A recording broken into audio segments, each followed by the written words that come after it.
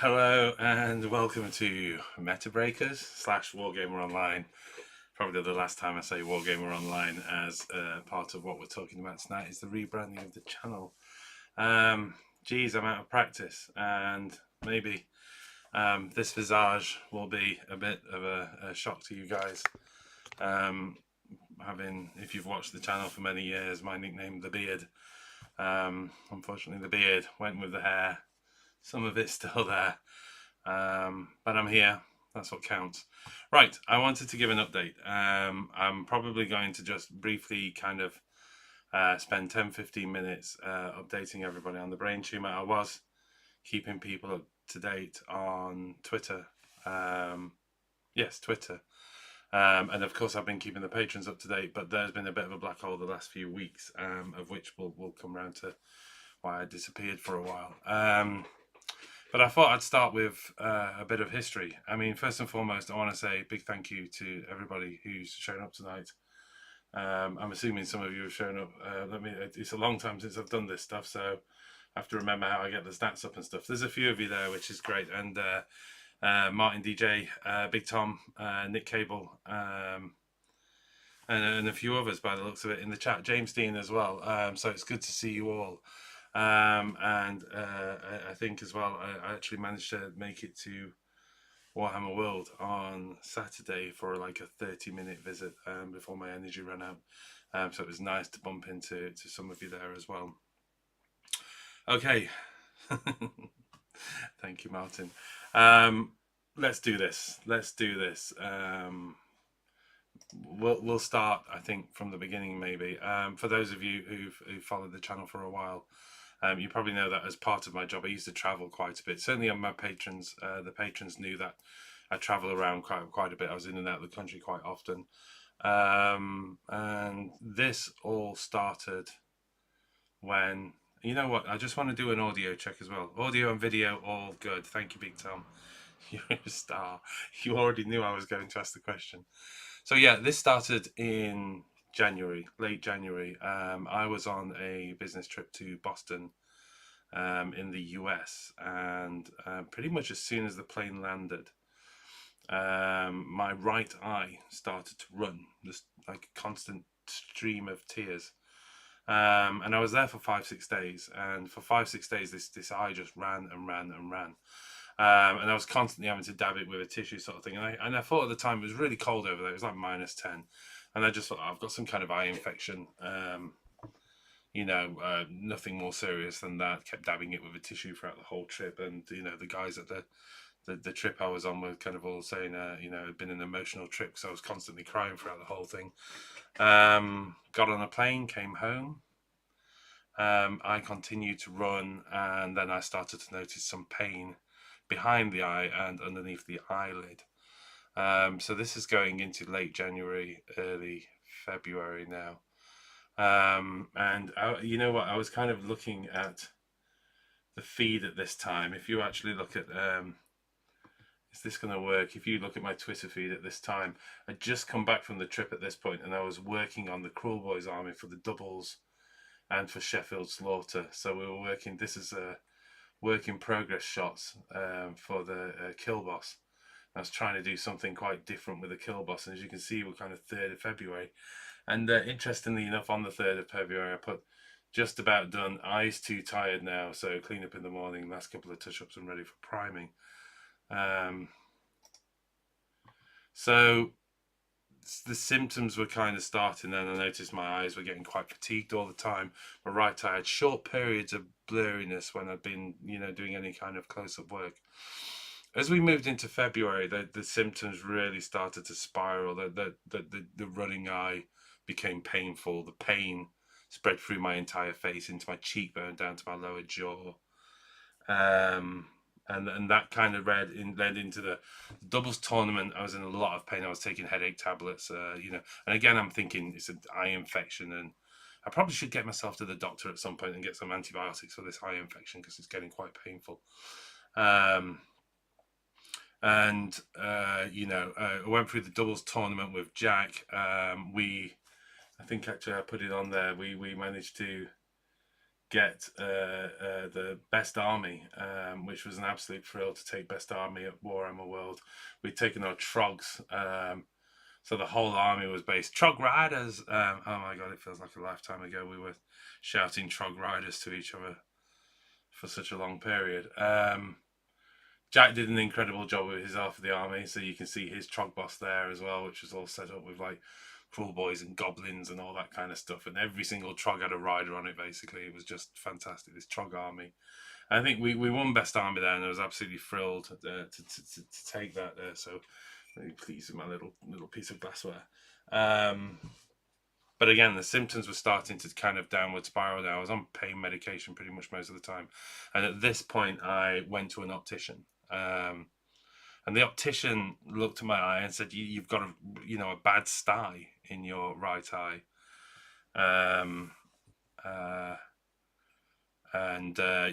warm compacts and stuff like that. Take care of it. It might take 10 days to go."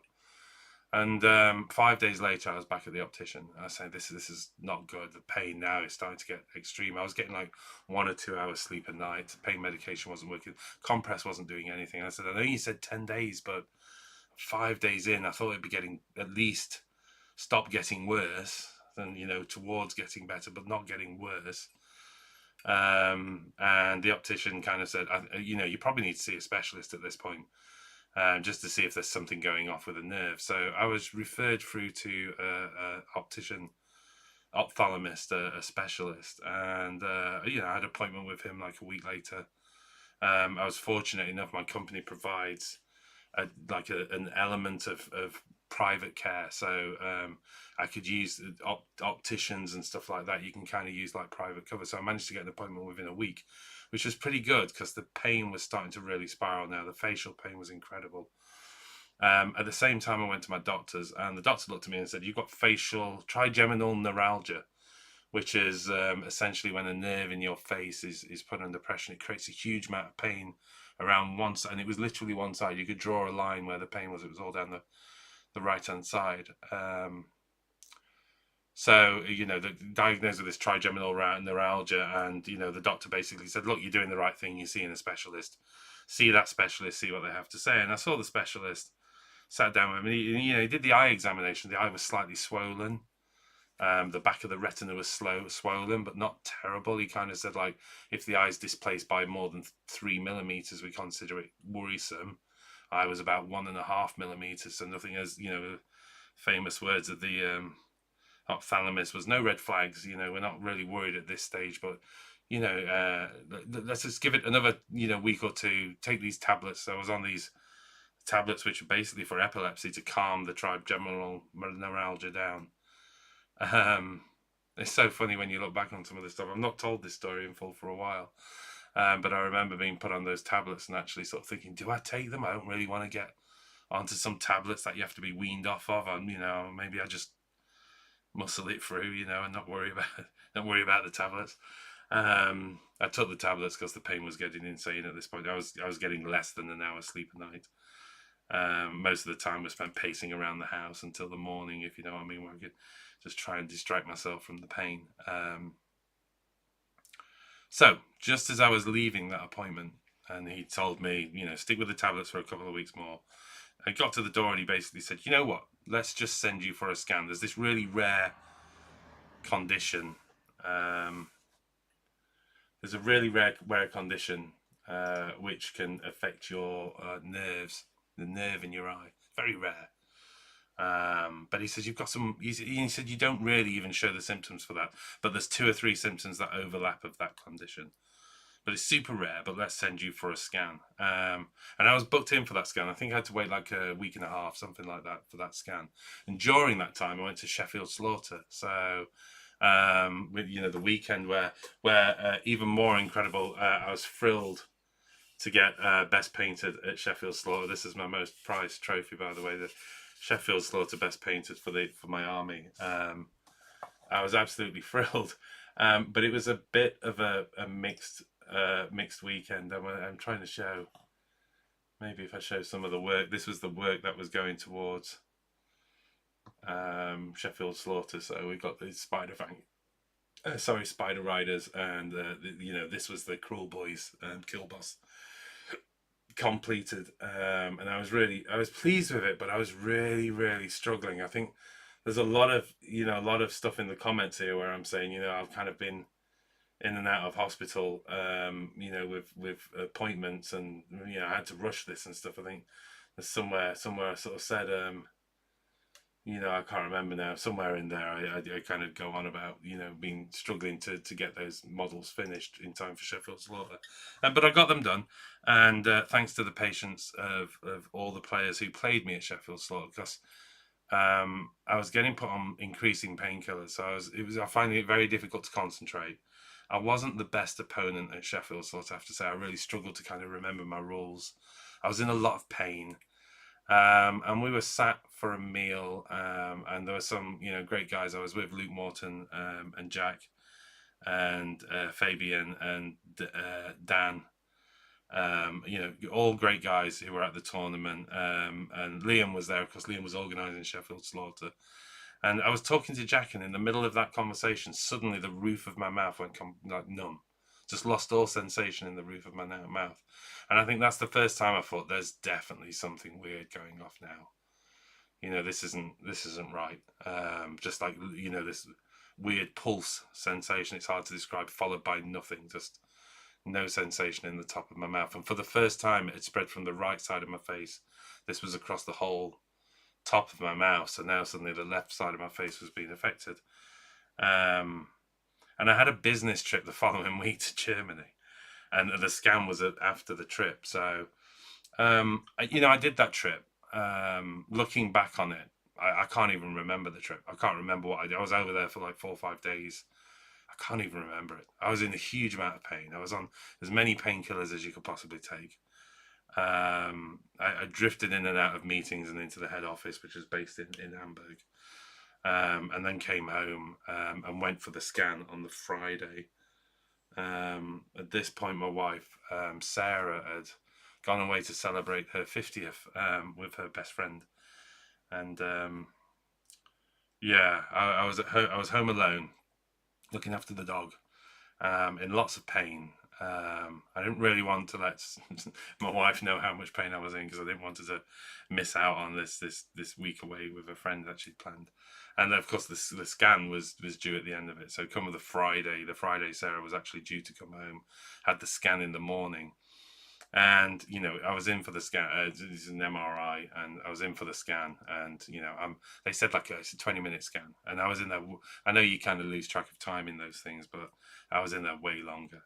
And then when they pulled me out, they said, we're just going to put some contrast in you. You need to sign a form that you're okay with it. And I'm like, yeah, okay, is everything okay? And they're like, yeah, fine. We need a sharper image in one area. We need still some contrast in. So they, injected me up with something and sent me back in. And I was in there like another hour. And I was thinking, oh, this isn't good, and, they pulled me out, and the nurses kind of like, one of the nurses came over and said, what are you doing this weekend? And I was like, oh, my wife's just coming back from holiday. Just going to plan and relax. And she put her hand on my shoulder. It's the clumsiest bit of sentiment, I think. But she put her hand on the shoulder and said, just have a good weekend. Like that. Like, I was like, okay, I'll have a good weekend. And then as I was leaving, one of the nurses come running after me and said, you're not driving, are you? And I said, yeah, I'm driving. I said, does the contrast stop me from driving? She went, oh, no, the contrast doesn't. But she says, don't you have double vision? And I said, well, I don't really have double vision. No, there's pain that I've got. It's not really double vision. And she was like, oh, well, I think we should order you a taxi. And we kind of went backwards and forwards on this. And I said, look, I'm fine. I'm in pain. I've been in pain for a month now. I'm fine. I can drive home. And I drove home. And then, of course, about 2 hours later, I got the call from the consultant. And, those infamous words, we've found a mass on your brain. And you'll be getting a call from the hospital. We want you to go straight into the hospital over the weekend. This was Friday, and my wife was by now on a flight back to the UK. So yeah, I mean that's how it all started. Where that led to, of course, was a week or so in hospital with multiple scans and MRIs, and it started off with, we're pretty convinced it's some kind of cyst, and they're fairly benign, nothing to worry about. And that turned into, there's something else going off here besides the cyst. And then that turned into the fateful meeting with the consultant, where the nurses are brought into the room and they come and sit next to you and, you know, put a hand on your shoulder, and you're told that you have a malignant brain tumor. So that was a tough day. What's worse is you're told this news, and then but you're not told what it is, because of course for them to really know what it is, they need to do a biopsy. And at that point, we were just hitting the NHS strikes, the doctors, nurses strikes. So the biopsy was going to get delayed. I mean, we're a good 6-7 weeks now into from symptoms to you know, diagnosis, if you like, and even that diagnosis was preliminary because the scan hadn't taken place. Well, I mean, fortunate enough, again, my company's cover actually covered me to go for a biopsy. The problem was with the biopsy is, even with a private biopsy, that was going to take several weeks, or at least 2 or 3 weeks. I think they had a backlog, and the consultant I saw there said basically, I don't like the look of this one. I don't want to wait. So he gave me the option of having a biopsy under local anaesthetic. And his infamous words was, "This will be uncomfortable." You know, and basically, I should mention that the cancer was had started in my sinuses, and it blocked my sinuses and caused a cyst, which is why, you know, a lot of pressure was on. But it had also eaten through the base of my skull, and gone into the outer area of the brain, basically. And it had, for want of a better word, wrapped itself around the veins that feed my brain, but it had also wrapped itself and put pressure onto my optic nerves. So by now, my vision was starting to go. My right eye was getting decidedly cloudy, and out of focus. My left eye was holding out. But, you know, things were starting to go downhill quite quickly now. And he recognised the aggressive nature of it and said, let's go for a biopsy. So I opted for it. He managed to numb essentially the inside of my nose, but once he broke through the top of my sinuses, I pretty much felt and heard every single biopsy sample that he took, which he managed 4 before I passed out. When I woke back up, he went for 4 more, which he managed to take. And then I had about 3 or 4 days of post-traumatic stress, I think. That was pretty damn painful. But, you know, the intent was there. The intent was to try and get a diagnosis as quickly as possible, because that would lead me to treatment. And at this point, for all intents and purposes, I'm not on any form of treatment. The cancer's just getting bigger, and it's growing fast, symptomatically. There's a good point about pain management. They didn't want to put me on any kind of pain medication beyond paracetamol, because they basically said the best diagnosis of where it's growing and how it's growing is where you suffer pain. So we need you conscious of what it's doing to you, because you can give us a heads up faster than scans can. So I noticed, for instance, it going into the left side of my face now. I noticed it starting to put pressure on my left optic nerve. At this point, I'm down to probably about 50% of my vision in my right eye and about 80% vision in my left eye, I think is the best way of summing it, which was pretty hard for me at this stage. I was off work. I'm on critical illness leave. And the biopsy, for all its effort, unfortunately didn't yield any results. So I still had to wait for a general anaesthetic biopsy. Luckily, the specialist had actually booked me in for a general anaesthetic at the same time, knowing that it was a risk that this local anaesthetic biopsy might not yield any results. So I only had to wait another 2 weeks. By then, I'd say I was down to about 20% vision in my right eye. About 80% vision in my left eye. I'd lost all sense of taste, all sense of smell, and my hearing was starting to go. So it was a very weird time for me. There was this kind of, like, for want of a better word, it wasn't like I had an on-off switch. It was like a volume switch. Someone was just turning it all down. Everything was getting turned down. Felt very remote, very like weird, a really bad trip, for want of a better word. You know, I was, you know, going for walks with my family, walking the dog and stuff, and, you know, I could see light shapes and dark shapes, and I knew where I was, but every sensation was slightly dulled and removed. So it was Yeah, it was a pretty tough time those weeks. And the biopsy was meant to take 4 days. It took 10 days. And that got worrying because they were it was clear that they were struggling to identify it. And when you can't identify it, that only means one thing. It's not seen very often. And I did get my diagnosis. So my diagnosis is sinonasal undifferentiated carcinoma. It's quite rare. There's like 100 people a year get it across the globe. Prognosis is poor. There is no targeted treatment for it. There's no way to operate because of where it's positioned around the main arteries to the brain. That would kill me basically, and of course it would also blind me because it's all around the optic nerve as well. So the only treatment would be chemotherapy or radiotherapy, or a combination of both, I was told at the time. You then have to wait another week or so. You've got your diagnosis, but I'm waiting another week or so for the multidisciplinary team to meet and discuss my case. Which again, a really tough week, because the only information you've got is the information on the internet, for want of a better word, which isn't a great place to look when you Google my cancer, because there isn't a lot of good information out there. There's information, but nothing that would cheer you up, let's say, or put a cloud on the silver lining on the cloud.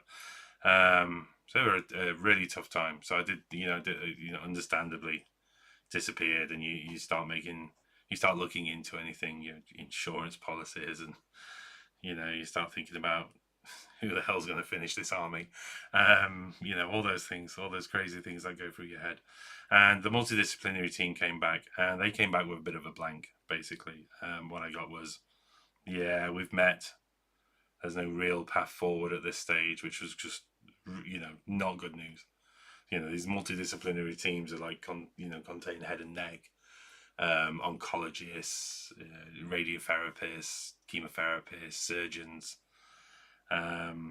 So at that point, what I was getting was this kind of signal of, yeah, pretty much everything I'd read on the internet about it was the case.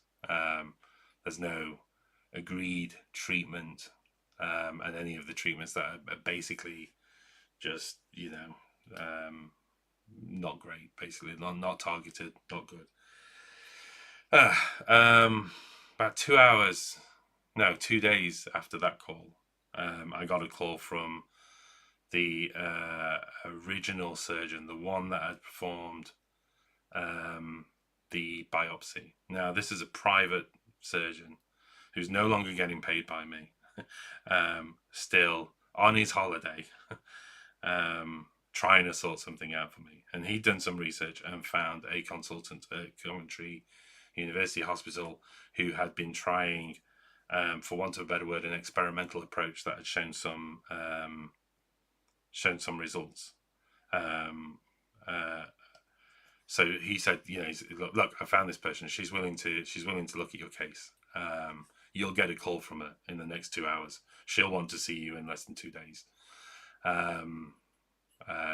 So expect this call. And, that was the first time we'd had, for want of a better word, a bit of good news.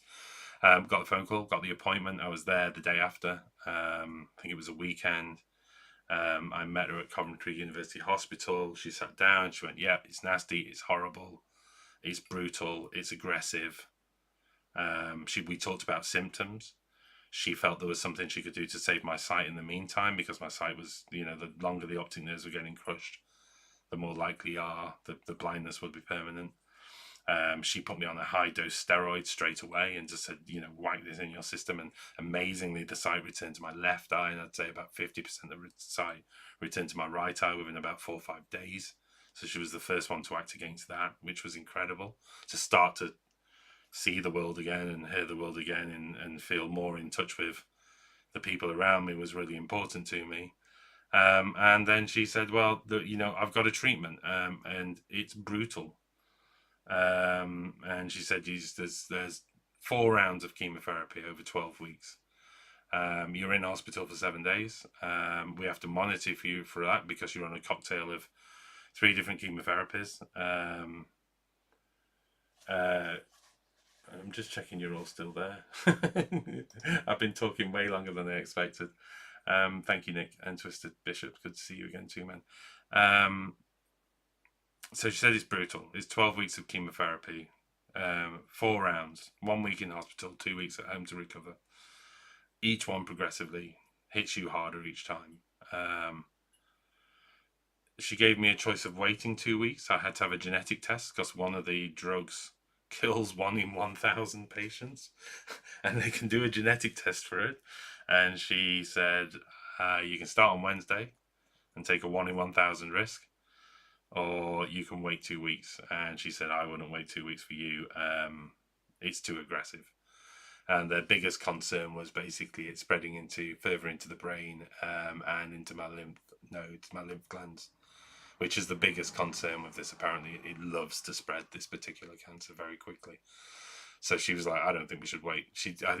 They generally don't catch people where it hasn't already spread. And a miracle of miracles, the PET scan that I'd had showed that it hadn't actually spread for me yet.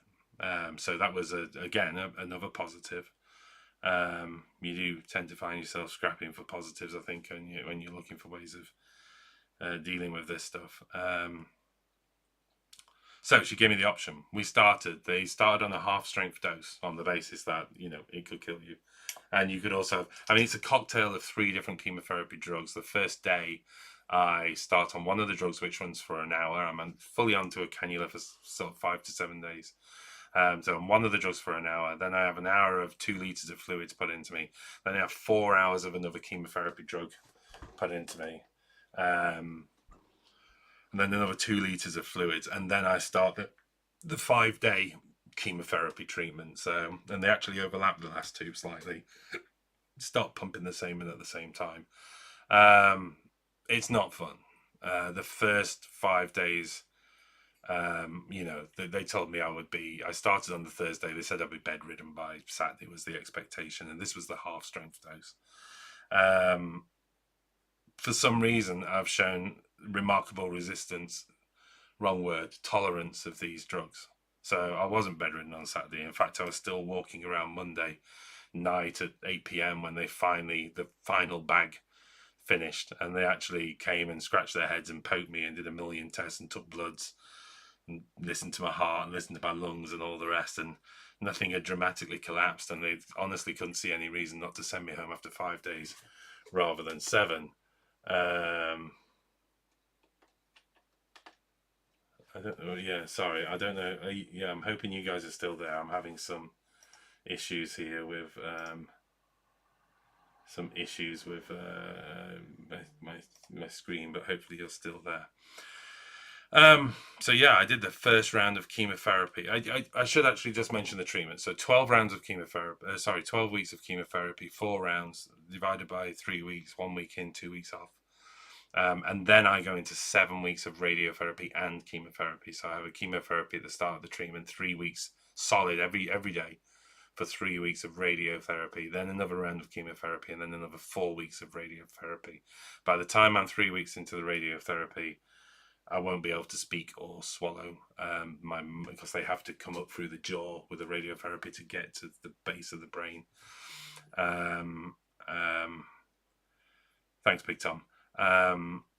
So that by the time I get 3 weeks into that, I won't be able to eat or swallow, so I'll be on a tube for feeding, etc. That's kind of in the future. Where I'm at now, I'm about to go into my 4th round of chemotherapy. The first was tough, but manageable. I was surprised how well I did. The second, I was anxious because I knew they were doubling the strength for the treatment. That was a good point to mention. There was a 1 in 5 chance of this treatment not actually working, and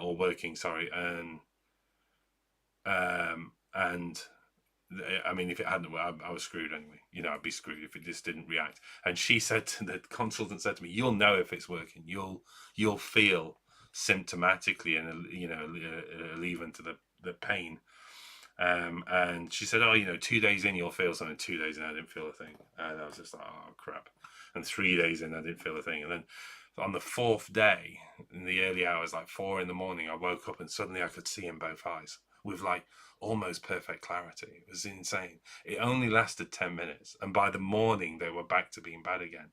but it was the first inclination that the tumour was responding. And one of the things the consultant said is aggressive cancers that grow fast respond aggressively to treatment, because they're so active that the chemotherapy kind of floods to them and attacks them.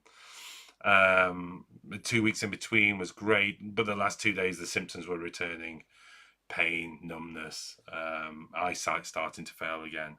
So in the space of that 2 week gap, and I told myself, of course, it was only a half strength dose. So the second strength, the full strength dose might give it a good old kick, and they gave me that full strength dose. And that week was tough. There's a lot of kidney pain. They're putting a lot of stuff through your system. So you're in hospital, you're on a cannula, you're walking around with a trolley. You can't really sleep. You get like an hour's sleep if you're lucky.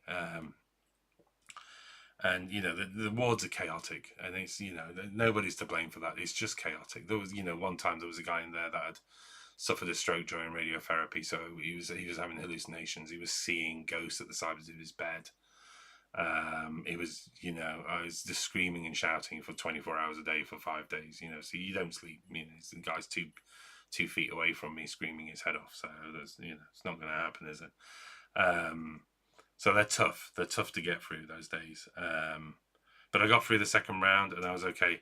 And then the preparation. Well, there's 2 things that happened. I had another MRI scan, and I was told that again, this is a milestone. If your tumor is not responding enough, we won't go on with the treatment. It's obviously this is expensive for the NHS, and if you're not responding, then they just give up. And given how aggressive it is, we'd be talking, I think, from a point of stopping treatment to it pretty much finishing me off, is we talk weeks, certainly at best months.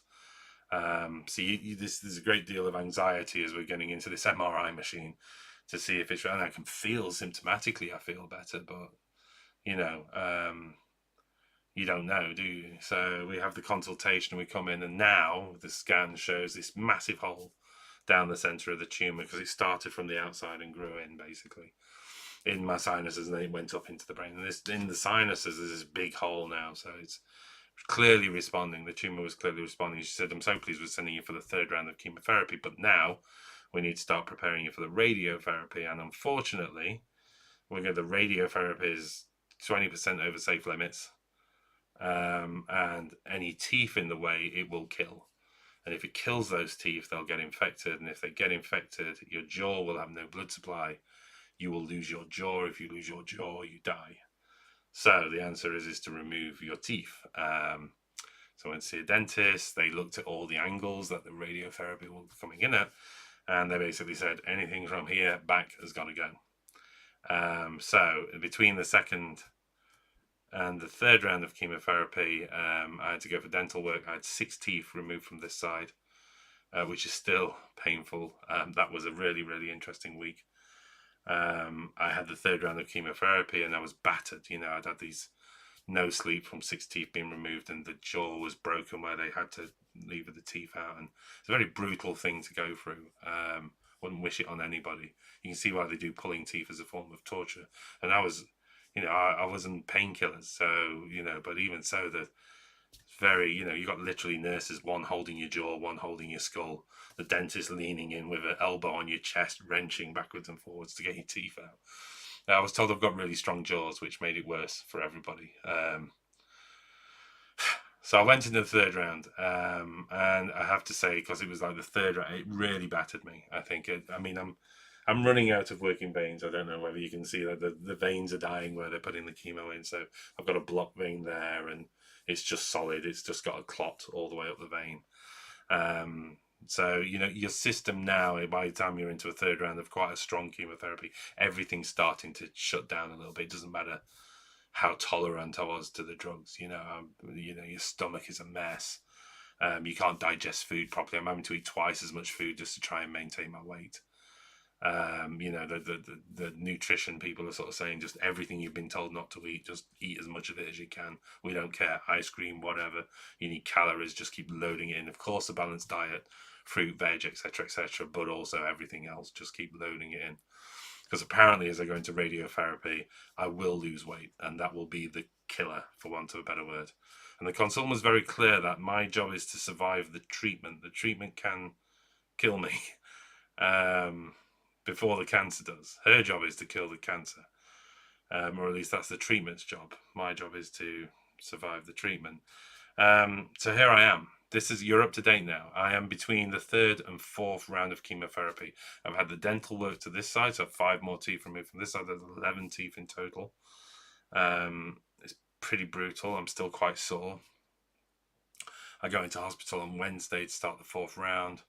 If I'm lucky, and I manage to keep mobile and keep moving and don't react, if I don't get any more dead veins mid-treatment or anything like that, I could be home the following Monday.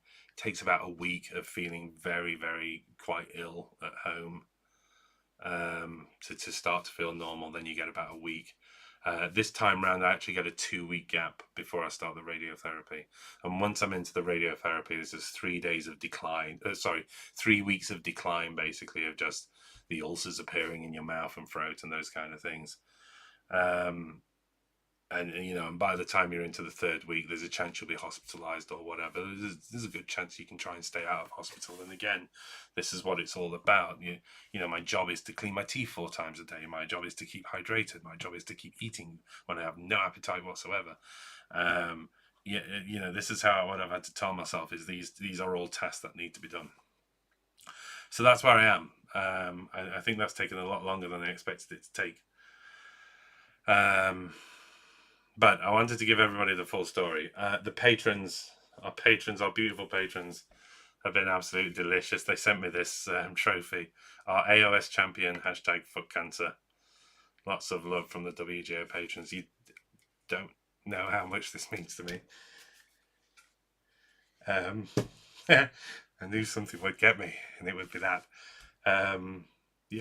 That showed up at one of the darkest moments. And it was a big thing. So thank you so much to all of the patrons that have been so great. A bunch of them are I'm the beard. I've lost my beard. A bunch of them are growing a beard, and they're not going to shave until I can grow my beard again. So again, I watch this stuff on the Discord channel, and it's just beautiful. It's fantastic to see what everybody's done. And where am I at? I've managed a bit of hobby. My eyes have got good enough, not great. I've got double vision if I focus for more than an hour. That's Synthus. That's great. It's great to hear that you've recovered. That's fantastic. And I will keep fighting. What choice do I have, eh? You have to keep going. Right, I'm going to show you some hobby. I've been doing some hobby, and then I'm going to go on to the channel update. So look, I've even been working on this was of course the kill boss. Hold on a second, is that not working? I don't think that's working. Okay, maybe not. Okay. Something's gone wrong with the camera, so maybe I can't show that. I wasn't doing too bad, was I? Let me just see what's happening here. Oh, hold on a second. The camera just turned off. You never know, that might work again. Should we try it? Fat chance.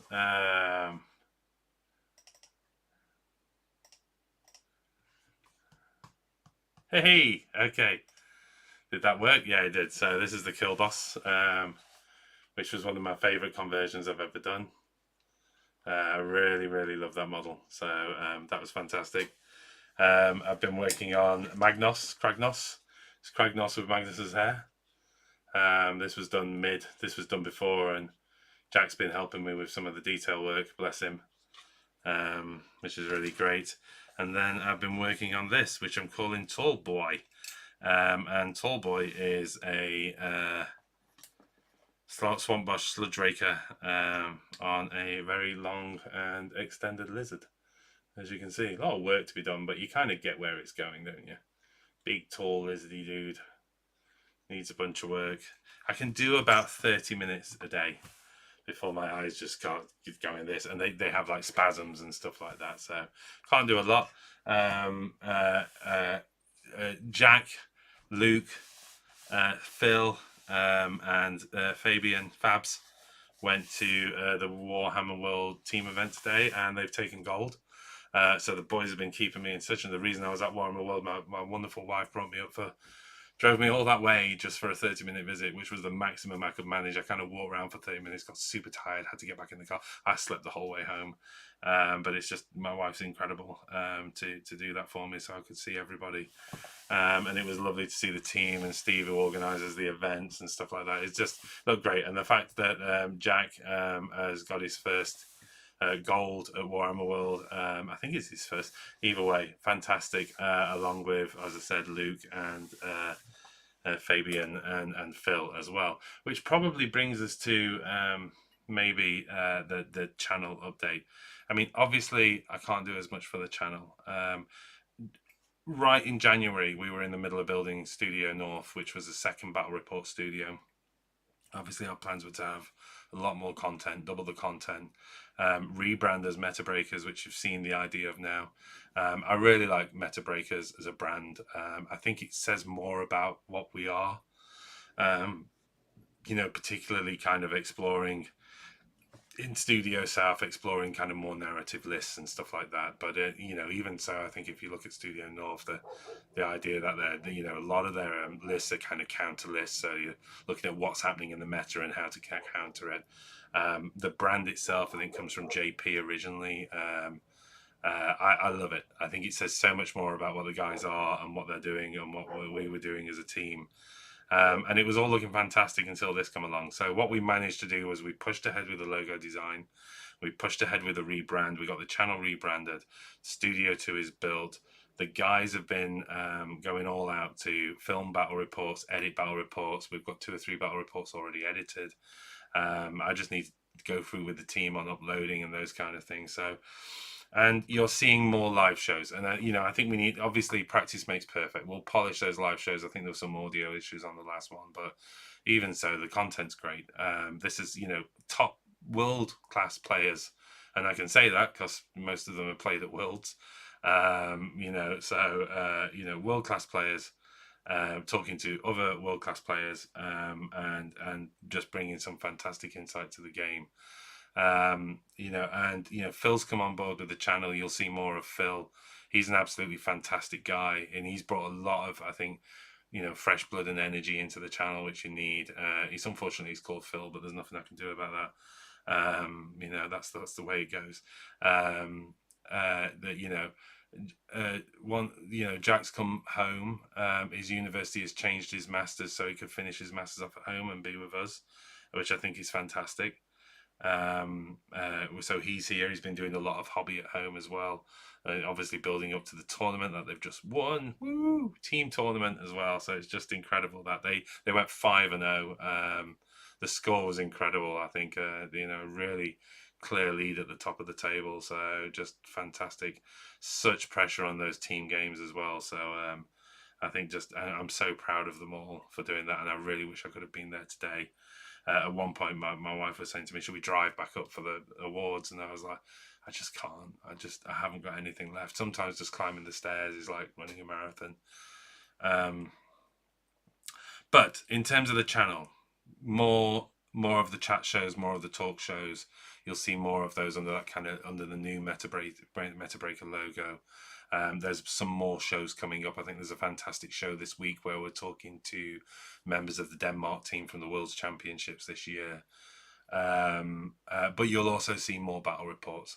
And again, you'll see a mixture of the kind of more tournament focused, capable lists, and the more narrative stuff here. Now, obviously, the more narrative stuff that comes out here is dependent on my health. I have to isolate. I'm extremely immunocompromised, so I have to isolate. Even though I come home from the chemotherapy, I have to isolate for a 10-day period afterwards. So I get a 3-day window where I can see people. Like when I went to the Warhammer World, I was masked up and all the rest just to be. I can't afford to take ill because I can't afford the treatment to be delayed because the cancer is just simply too aggressive. So I have to be super careful. But yeah, I think that's what I wanted to say. Wargamer Online, in theory, is no more in terms of a brand. We still talk ourselves as the WGO team and stuff like that, and it's okay for our patrons to call themselves WGOers and whatever they want to do. It's still there. I think it's just in terms of the intent of the channel is very much focused around Metabreakers now. There's a lot, as I said, a lot of fresh blood. This is driven by Luke, Fabian, JP, Phil, all bringing a lot of fresh blood to the channel, and a lot of energy to the channel. It's very gratifying to see. I hope by the time, I don't really talk about how I get to the end of this, I suppose. At the end of my radiotherapy, they won't know whether it's worked. There'll be too much swelling, too much scar tissue, and I'll be a mess. So I need about a month or two to recover, depending on how bad I've been, whether I've had to be hospitalized, whether I've ended up in ICU or not. So it could take a month to 2 months to recover from the radiotherapy. So my consultant has told me by Christmas, we'll know whether it's worked or not. And this is the weird thing about this treatment. If it's worked, it's essentially a curative approach. Which is brilliant. It's the fact that there is the possibility of a cure, but it's quite simply put, because if it doesn't cure it, there's no controlling it. It's too aggressive. So that's where I'll be at. Come Christmas, I'll know whether it's worked or not. And the consultant is saying that I should mention one point. Those 4 rounds of chemotherapy at the start, you don't always get 4 rounds. You get as many rounds as you can survive. Most people make it 3 rounds. Some people only get 2 rounds of chemotherapy before they start the radiotherapy. I've gone the full 4 rounds because I've managed to get through them. And again, that isn't like, determination and grit and those kind of things. There's a little bit of just genetic tolerance. I've tolerated the drugs more than some others. I'm sure there's some. I've been in a lot of pain. I've been in a lot of discomfort. But you just push on, don't you? So there we go. I think I'm probably more or less out of energy at this point. It's lovely to see all your comments. Big Tom, I love you guys too. Tall boy like bloody nightmare fuel. I think Tall boy looks great. I'm so pleased with him, and I think if I can get him finished, if I can, my intention is to use that window between the 4th round of chemotherapy and the radiotherapy. Hopefully, I'll be well enough to kind of get him finished, and maybe Jack just help me with some of the detail work. But I really want to get him done because that's the Cruel Boys Army more or less finished. It's certainly the main centerpiece pieces that I wanted to have done in terms of what I had done. I mean, I'm not going to say that. I'm not going to say that. Either way, I want to get the work done. So, lovely to see Yannick. I'm rooting for you, Phil. I'm looking forward to seeing you around town again. Glad you've been able to hobby. Your mental state is so important when going through. Absolutely, mental state has been important. I couldn't hobby for a while, and what I did was dust down some old fishing kit from the shed. And my wife has been absolutely brilliant and encouraged me to go fishing. She's come with me. She's actually learned to fish. So, tying hooks and stuff like that. And we've spent time together, side of the water in this beautiful weather. I found it very hard to sit at the hobby desk because I can't see very well, and I couldn't see very well at all. And it was, you guys know how important the hobby is to me, and I think it's fair to say I'm a bit of a perfectionist when it comes to the conversions. So the fact I can't really see what I'm doing, I was actually sticking this leg on by touch, because my eyesight had pretty much, was just losing it. So I was thinking, if I can't feel an edge, then there might not be an edge. I'll have a look in the morning and see what it's like. Right. Great to see you on Saturday, Phil. James, it was good to see you too, man. Sorry Jack gave you such a rough time. That's an awful army he's got, isn't it? Right. Okay, that's it. I think we're going to we'll call it a day. So there you are, up to date. That's what's happening to me. That's why there's no beard and not much hair. That's why my face is all puffy, because I'm puffed up on mass loads of steroids. And yeah, I'm just getting through this. And like I say, it's interesting when you have things like this of what's important to you, and you know, the channel, the hobby, the community has been really important to me. And I have to say, some of my darkest days, um, little comments from patrons every now and then have got me through it. Coleman's care packages. I don't think I can eat that bacon lard thing that you sent me, Coleman. I just, the biscuits were great, but come on, man, you've just sent me some crazy Polish lard. I'll give it a go. I'll give it a go. So care packages, the incredible trophy, which means so much to me. Love you all. If I can do another show, I will. If I can keep you posted on progress, I'll try and keep Twitter posted on progress. I'll certainly keep the patrons posted better through Discord. I know there's been a bit of a gap, but I've just been pretty ill, to be honest. Sometimes you just have to curl up in the corner and get through it. So there we go.